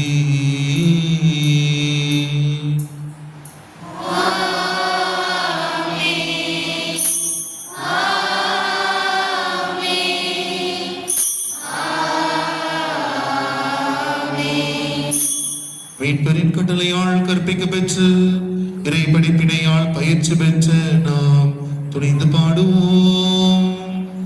விண்ணுலகில் இருக்கிற எங்கள் தந்தையே, உமது பெயர் தூயதென போற்றப் பெறுக. உமது ஆட்சி வருக. உமது திருவுளம் விண்ணுலகில் நிறைவேறுவது போல மண்ணுலகிலும் நிறைவேறுக. எங்கள் அன்றாட உணவை இன்று எங்களுக்கு தாரும். எங்களுக்கு எதிராக குற்றம் செய்வோரை நாங்கள் மன்னிப்பது போல எங்கள் குற்றங்களை மன்னியும். எங்களை சோதனைக்கு உட்படுத்தாதேயும். தீமையிலிருந்து எங்களை விடுவித்தருளும். ஆண்டவரே, தீமை அனைத்திலிருந்து எங்களை விடுவித்து எங்கள் வாழ்நாளில் அமைதியை கனிவுடன் அருள உம்மை மன்றாடுகின்றோம். உமது இரக்கத்தின் உதவியால் நாங்கள் பாவத்தில் இருந்து எப்போதும் விடுதலை பெற்று யாதொரு கலக்கமும் இன்றி நலமாயிருப்போமாக. நாங்கள் எதிர்நோக்கி இருக்கும் பேரின்பத்துக்காகவும் எமீட்பராகிய இயேசு கிறிஸ்துவின் வருகைக்காகவும் காத்திருக்கின்றோம். ஏனெனில் ஆட்சியும் வல்லமையும் மாட்சியும் என்றென்றும் உமதே. ஆண்டவரே இயேசு கிறிஸ்துவே, அமைதியை உங்களுக்கு விட்டுச் செல்கின்றேன், என் அமைதியை உங்களுக்கு அளிக்கின்றேன் என்று உம் திருத்தூதர்களுக்கு மொழிந்தீரே. எங்கள் பாவங்களை பாராமல் உமது திரு அவை நம்பிக்கையை கண்ணோக்கி உமது திருவுளத்துக்கு ஏற்பதற்கு அமைதியும் ஒற்றுமையும் அளித்தருள்வீராக. என்றென்று வாழ்ந்து ஆட்சி செய்கின்றவர் நீரே. ஆண்டவருடைய அமைதி உங்களோடு என்றும் இருப்பதாக.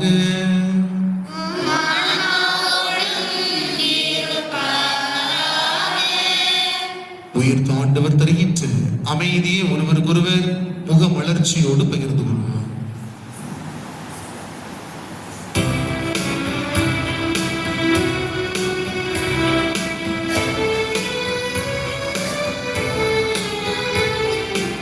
உலகின் பாவங்களை போக்கும் இறைவனின் செம்மறி, எங்கள் மேல் இரக்கமாயிரும். எங்கள் மேல் இரக்கமாயிரும். உலகின் பாவங்களை போக்கும் இறைவனின் செம்மறி, எங்கள் மேல் இரக்கமாயிரும். எங்கள் மேல் இரக்கமாயிரும். உலகின் பாவங்களை போக்கும் இறைவனின் செம்மறி, எங்களுக்கு அமைதி அளித்தருளும். எங்களுக்கு அமைதி அளித்தருளும்.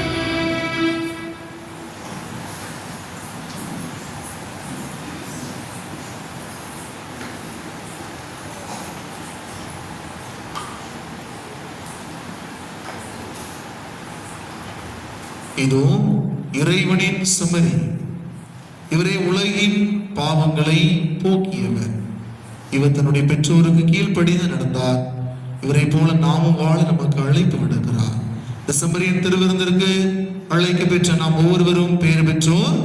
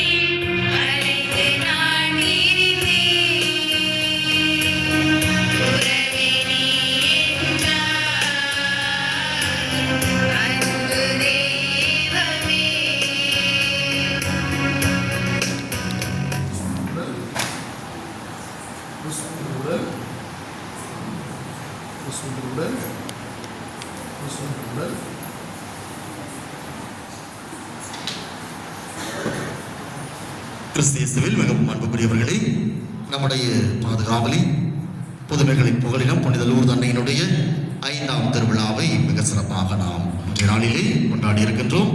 சிறப்பாக இந்த நாள் அமைய நம் தாய் மரியாள் நமக்காக பரிந்து பேசியிருக்கிறார். இந்த நாளை அற்புதமாக அமைத்து கொடுத்திருக்கிறார். எனவே நம் தாய் மரியாவுக்கு நன்றி செலுத்துகிறோம். தொடர்ந்து இந்த நாள் எல்லா வகையிலுமே இறை அருளால் நிரம்ப பெற்ற நாளாக அமைய இன்றைய நவநாள் திருப்பலியை தலைமையேற்று நமக்கு நடத்தி மிகச்சிறப்பான ஒரு அருளுரையை கொடுத்து, அதிலும் குறிப்பாக அனைத்துமே விவிலியத்தின் அடிப்படையில் நமக்கு சிறப்பான ஒரு அருளுரை. தாய் தந்தையை மதித்து நடக்க வேண்டும். விவிலியத்தில் பல இடங்களில் ஆண்டவர் கொடுத்த இந்த கட்டளையை மீண்டும் மீண்டும் நமக்கு நினைவூட்டப்படுகிறது.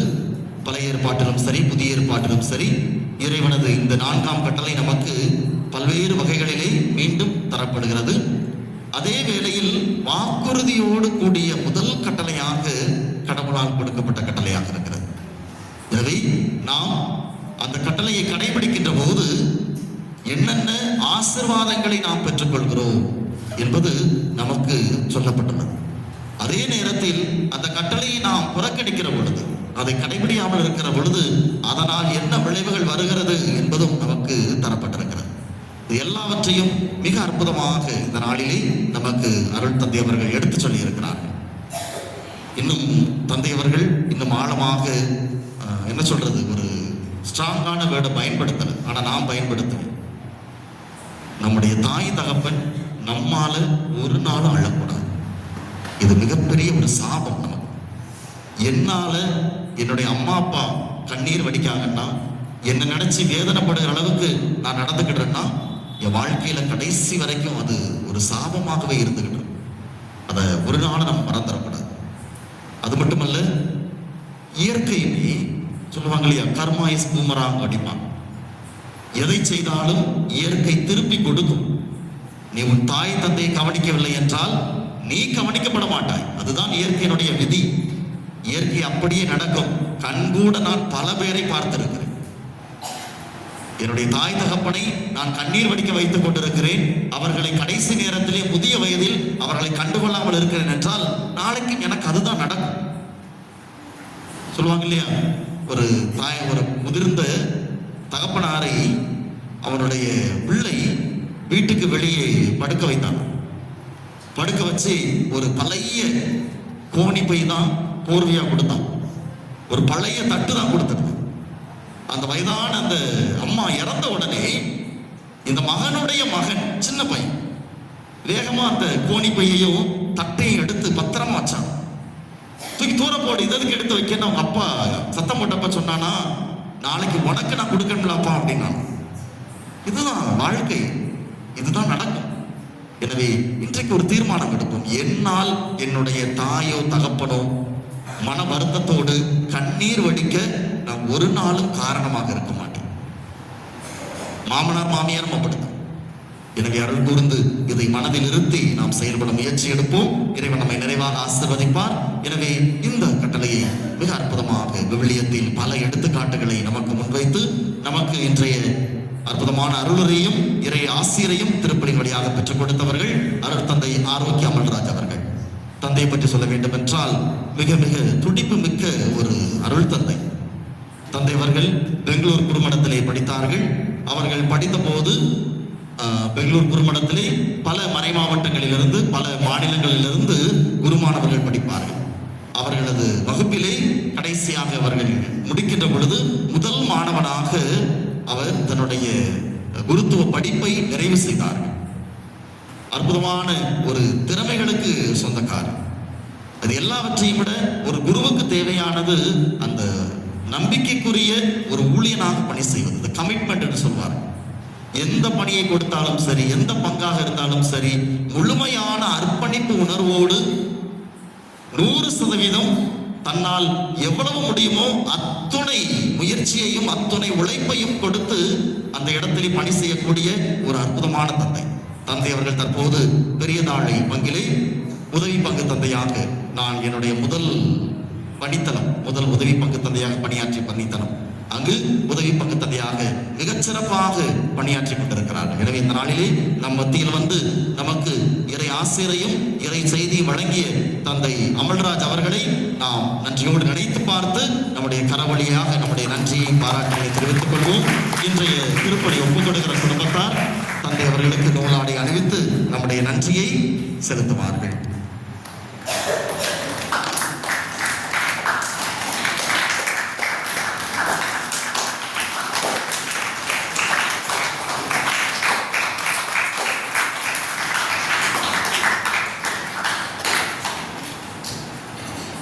நெல்லுக்கு பாயும் போது புல்லுக்கும் பாயும் சொல்லுவாங்க இல்லையா? அன்புக்குரியவர்களே, இன்றைய நவநாளை சிறப்பித்த நம்முடைய பாடகர் குழுவினர் அற்புதமான பாடல் பாடி ஒவ்வொரு நாளுமே சிறப்பாக பாடல் பாடுகிறார்கள். இன்றைய நாளிலே இன்றைய நவநாளை சிறப்பித்திருக்கிறார்கள். எனவே பாடகர் குழுவினர் ஒவ்வொருவருக்கும் நம்முடைய நன்றிகளையும் பாராட்டுகளையும் தெரிவித்துக் கொள்வோம். அடுத்ததாக இன்றைய நவநாளை ஒப்புக் கொடுத்துக் கொண்டிருக்கின்ற குடும்பத்தார், திரு சீலன் குடும்பத்தார், திரு ஜனோரிஸ் குடும்பத்தார், திரு அமல்ராஜ் குடும்பத்தார், திரு ஜோசப் பிரேமா குடும்பத்தார், திரு ஏ தேவ இறக்கம் குடும்பத்தார், திருமதி மேரி தேவராஜ் குடும்பத்தார், திரு ஆல்பர்ட் சேவியர் குடும்பத்தார், இவர்கள் ஒவ்வொருவருக்கும் நம்முடைய நன்றிகளையும் பாராட்டுகளையும் தெரிவித்துக் கொள்வோம். அன்புக்குரியவர்களே, நாளை நாம் 6ஆம் நவநாளை சிறப்பிக்கின்றோம். நாளைய நவநாளை சிறப்பிக்கின்றவர்கள் திருமணமான ஆண்கள். எனவே திருமணமான ஆண்கள் அனைவரும் நாளைய நவநாளை சிறப்பிக்க உங்களை அன்போடு கேட்டுக்கொள்கின்றேன். அதே வேளையில் நாளைய நவநாளை ஒப்புக் கொடுக்கிற குடும்பத்தார், 6ஆம் திருவிழா நவநாள் ஒப்புக் கொடுக்கிற குடும்பத்தார், திரு அந்தோணிநாயகம் குடும்பத்தார், திரு பன்னீர்செல்வன் குடும்பத்தார், திரு அன்பு ஆதவன் குடும்பத்தார், திரு ஜி தேவராஜ் குடும்பத்தார், திருமதி தனவதி குடும்பத்தார், இவர்களையும் நாம் அன்போடு வரவேற்கின்றோம். அன்புக்குரியவர்களே, நேற்றைய நாளிலே நமக்கு கொடுக்கப்பட்ட மறையுறையிலிருந்து 3 கேள்விகள் கேட்கப்பட்டது. அந்த கேள்விகளுக்கு சிறப்பாக நாம் விடை எழுதி கொடுத்திருக்கின்றோம். மொத்தம் 21 பேர் விடை எழுதி தந்திருக்கிறார்கள். எண்ணிக்கை கம்மியா இருக்குது. எல்லாரும் எழுதுனா சரியா? எழுத தெரிந்த எல்லாரும், எழுத படிக்க தெரிந்தவர்கள் எல்லாருமே எழுத நல்லா இருக்கும். 21 பேர் விடை எழுதியிருக்கிறீர்கள். 21 பேரில் 11 பேர் சரியான விடை எழுதியிருக்கிறீர்கள். 10 பேர் தவறான விடை எழுதியிருக்கிறீர்கள். எனவே அதில் சரியான விடை எழுதிய 11 பேரிலிருந்து 3 அதிர்ஷ்டசாலிகளை நாம் தேர்ந்தெடுக்கின்றோம். அவர்களை தேர்ந்தெடுக்க யாராவது சின்ன குழந்தைங்க வாங்க, பணப்படிக்காரி வாங்க.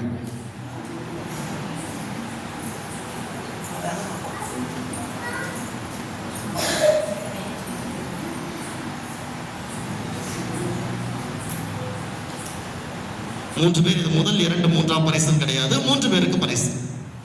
நேற்றும் அப்படித்தான் கொடுக்கப்பட்டது. சேவியர் அமிர்தக்கனி, சேவியர் அமிர்தக்கனி வந்திருக்காங்களா? வாங்க, தந்தை அவர்கள் பரிசு கொடுப்பார்கள்.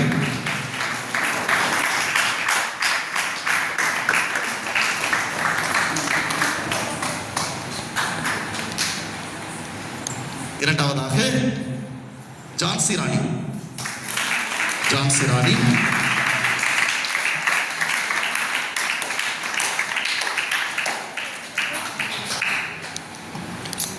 மூன்றாவதாக அச்சயா. வாங்க வாங்க, ஒரே குடும்பத்தில் 2 பேருக்கா?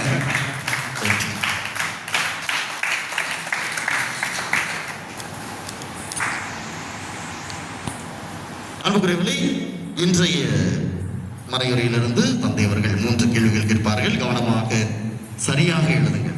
1-2 பேர் தப்புன்னா சரி, பாதிக்கு பாதி தப்பா எழுதக்கூடாது. சரியா? அதனால கவனமாக சரியான பதில் எழுத உங்களை அன்போடு கேட்டுக்கொள்கிறேன். அன்புக்குரியவர்களே, கேள்விகள் மிக எளிதாக இருக்கும், பதில் தான் கொஞ்சம் கஷ்டமாக இருக்கு நினைக்கிறேன். ஈஸியாக எழுதிடலாம். சரிங்களா? முதல் கேள்வி, யார் கொடுக்கிறார், யார் பெறுகிறார்? யார் கொடுக்கிறார், யார் பெறுகிறார்?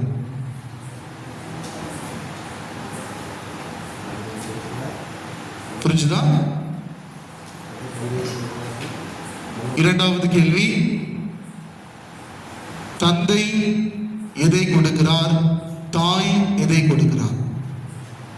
தந்தை எதை கொடுக்கிறார், தாய் எதை கொடுக்கிறார்?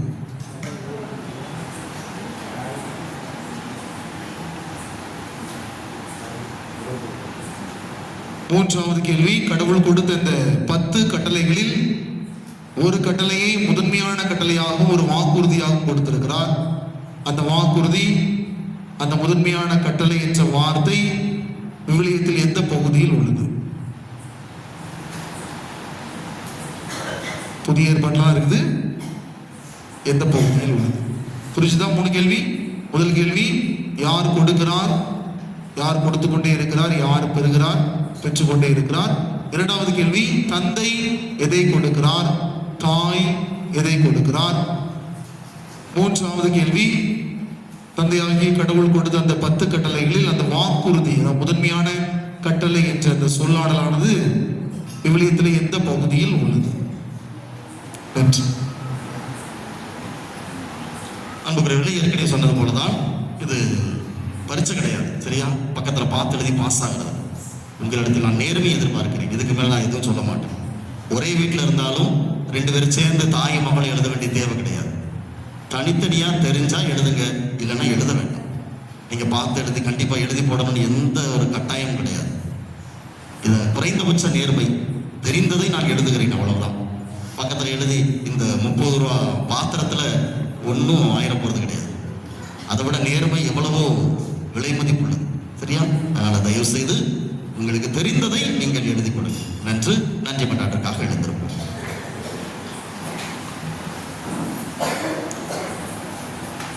எல்லா தலைமுறையினரும் என்னை பேறு பெற்றவர் என்பர், ஏனெனில் கடவுள் அடிமையின் தாழ்நிலையை கண்ணோக்கினார். நன்றி கூறி மன்றாடுவோமாக. ஆண்டவரே, உம் திருமகனுடைய தாயின் நினைவை கொண்டாடும் நாங்கள் நிலையான மீட்பில் பங்கு பெற உம்மை பணிவுடன் வேண்டுகின்றோம். அதனால் உமது அருளின் நிறைவால் மாற்றியரும் நாங்கள் மீட்பின் தொடர் வளர்ச்சியை துய்த்துணர செய்வீராக.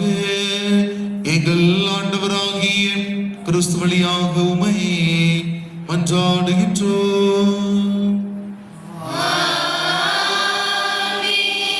ஆண்டவர்களோடு இருப்பாராக.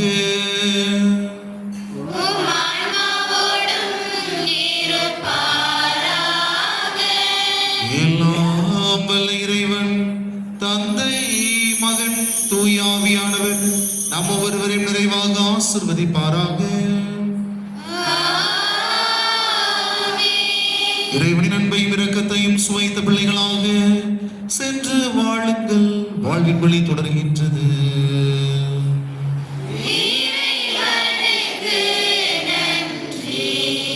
இந்த இரவு நம்ம எல்லோருக்கும் ஆசீர்வாதமான இரவாக அமையட்டும். God bless you.